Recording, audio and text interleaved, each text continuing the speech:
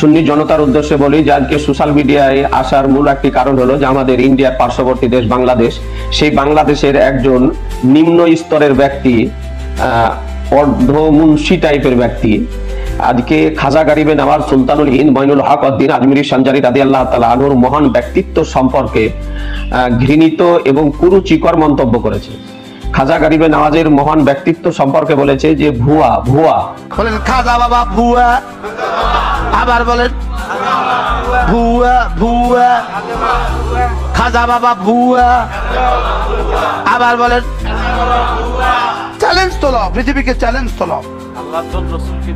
আল্লাহ দান রসুলকে দিয়া, আল্লাহ গেলেন গায়েব হইয়া, রসুলের দান খাজারে দিয়া, খাজা গেল আজমিরে।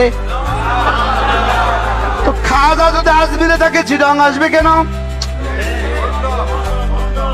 একবার কয় খাজা আজমিরে, আবার এখানে বাবা খাজা বাবা, ওই খাজা আজমিরে না কস, এখানে আবার আইলো কেমনে? বলেন ভুয়া। এটা আপনারা দেখছেন।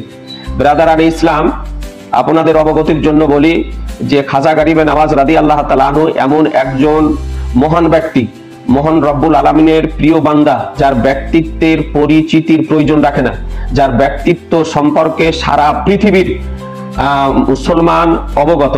যে খাজা গরিবে নওয়াজ আলাইহি রহমা রিদওয়ান, তিনার জন্ম 537 হিজরিতে, কেউ কেউ বলেছেন 537 হিজরিতে, আবার কেউ কেউ বলেছেন 536 হিজরিতে। তিনি খোরাসানের শহর সানজার নামক জায়গাতে তিনি জন্মগ্রহণ করেন।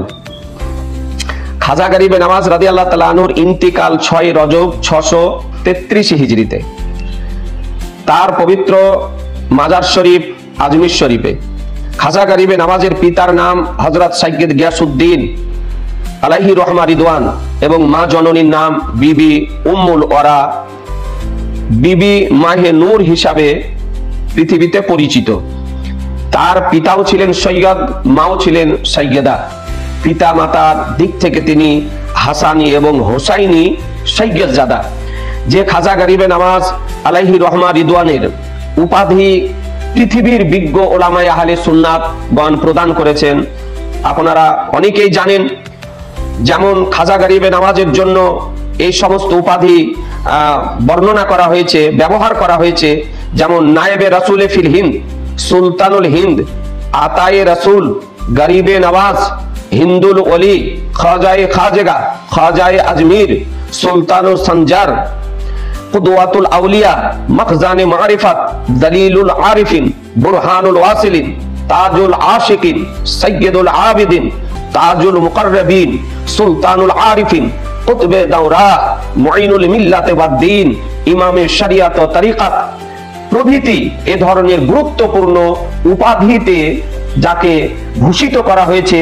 যে খাজা গরিবে নওয়াজ আলাইহি রহমা রিদওয়ান আজকে নিজ পীর মুর্শিদের ইশারাতে নির্দেশে এই ভারতবর্ষে আসার পর যে খাজা গরিবে নওয়াজ রাদিয়াল্লাহু তাআলা আনহুর অলৌকিক কর্ম সমূহ দর্শন করে আজকে এই দেশে বিধর্মীগণ স্বেচ্ছায় কালেমা পড়ে মুসলমান হয়ে গিয়েছেন। আজকে যার দ্বারাতে অখণ্ড ভারতবর্ষে ইসলাম প্রচার হয়েছে, ইসলাম প্রসার লাভ করেছে, যে খাজা গরিবে নওয়াজ খোদা প্রদত্ত শক্তি দর্শন করে আজকে বহু বিধর্মী ইসলামের পতাকার নিচে এসে উপস্থিত হয়েছে এবং কালেমা পড়ে ইসলাম ধর্ম গ্রহণ করেছেন। যে খাজা গরিবে নওয়াজের পাওয়ার ছিল, যে খাজা গরিবে নওয়াজ একটি ছোট্ট পাত্রে আনা সাগরের পানিকে পূর্ণ করে আনা সাগরের পানিকে শুকিয়ে দিতে পারেন, যে খাজা গরিবে নওয়াজ যে ওই ব্যবহারকৃত পাত্রের পানি আনা সাগরে ঢেলে দিলে আবার পূর্বের ন্যায় আনা সাগর চালু হয়ে যায়। ও খাজা গরিবে নওয়াজ, যে খাজা গরিবে নওয়াজের অলৌকিক আজকে কর্ম সমূহ দর্শন করে বিখ্যাত জাদুকর জয়পাল যোগীর মতো ব্যক্তি জাদুবিদ্যা ত্যাগ করে আজকে ইসলাম ধর্ম গ্রহণ করতে বাধ্য হয়। ব্রাদারান ইসলাম, আপনাদেরকে বলতে চাই যে খাজা গরিবে নওয়াজেরই আজকে অবদান এই ভারতবর্ষ, পাকিস্তান, বাংলাদেশ, এই অখণ্ড ভারতবর্ষে তারই দ্বারাতে আজকে ইসলাম প্রচারিত হয়েছে। সুতরাং তার মহান ব্যক্তিত্ব সম্পর্কে এই মুস্তাকুন নবী বাংলাদেশী যে অশালীন মন্তব্য করেছে তার জন্য আমরা তাকে ধিক্কার জানাই, তীব্র নিন্দা জানাই এবং বাংলাদেশ এর ওলামায়ে কেরামদের উচিত তার বিরুদ্ধে মামলা দায়ের করা এবং তাকে কোর্টের মাধ্যমে, আইনের মাধ্যমে নিয়ে এসে তার দৃষ্টান্তমূলক শাস্তির ব্যবস্থা করা। ব্রাদারান ইসলাম, এটা শুধু মুস্তাকুন নবী বাংলাদেশই নয়, আজকে বাংলাদেশ, ভারত, পাকিস্তান, বিশ্বে যে সমস্ত ওয়াহাবি, দেওবন্দি, তাবলিগি, জামাতি দল বেরিয়েছে, ভ্রান্ত মতবাদ পোষণকারী বেরিয়েছে, তারা পীর ওলি আউলিয়াদের দুশ্মনী করে, পীর ওলি আউলিয়াদের বিরোধিতা করে, পীর ওলি আউলিয়াদের বিরুদ্ধে বলে, আল্লাহর ওলিদের সঙ্গে বেয়াদবি করে, আল্লাহর ওলিদের মাজারের সঙ্গে বেয়াদবি করে, আল্লাহর ওলিদের মাজারকে ধ্বংস করার কথা বলে। তার জ্বলন্ত দৃষ্টান্ত আপনারা দেখছেন কিছুদিন থেকে বাংলাদেশে।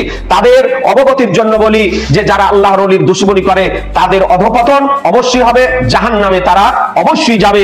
দেখুন বুখারী শরীফ লেবানন বাইরুতের প্রিন্ট আপনার হাদিস নাম্বার 6502 এর মধ্যে হাদিস শরীফ বর্ণিত হয়েছে। হযরত আবু হুরায়রা রাদিয়াল্লাহু তাআলা হতে বর্ণিত, আন আবি হুরায়রা ক্বালা ক্বালা রাসূলুল্লাহ সাল্লাল্লাহু তাআলা আলাইহি সাল্লাম, ইন্নাল্লাহা ক্বালা মান আদালি ওয়ালিয়ান ফাকাদ আযানতু বিল হারব। হযরত আবু হুরায়রা রাদিয়াল্লাহু তাআলা হতে বর্ণিত, তিনি বলেন যে রাসূলুল্লাহ সাল্লাল্লাহু তাআলা আলাইহি সাল্লাম ইরশাদ করেন, নিশ্চয় আল্লাহ তাআলা ইরশাদ করেছেন, যে ব্যক্তি আল্লাহর কোন ওলির সঙ্গে শত্রুতা করলো, নিশ্চয় আল্লাহ তাআলা তার সঙ্গে যুদ্ধের ঘোষণা দেয়। সুতরাং কোন আল্লাহর ওলির বিরোধিতা করা মানে আল্লাহর সঙ্গে যুদ্ধে লিপ্ত হওয়া, আর যে আল্লাহর সঙ্গে যুদ্ধে লিপ্ত হবে তার ঠিকানা অবশ্যই আপনার অনিবার্য জাহান্নামে হবে। সুতরাং এখনো সময় আছে, তওবা ইস্তেগফারের দরজা খোলা আছে। ওয়াহাবি, দেওবন্দি, জামাত ইসলামীদেরকে বলবো, ভ্রান্ত মতবাদ ত্যাগ করে আল্লাহর ওলিদের কাছে ক্ষমা নিয়ে আজকে আহলুস সুন্নাত ওয়াল জামাতের প্ল্যাটফর্মে ফিরে আসুন। ইহজগত মঙ্গল হবে, পরজগত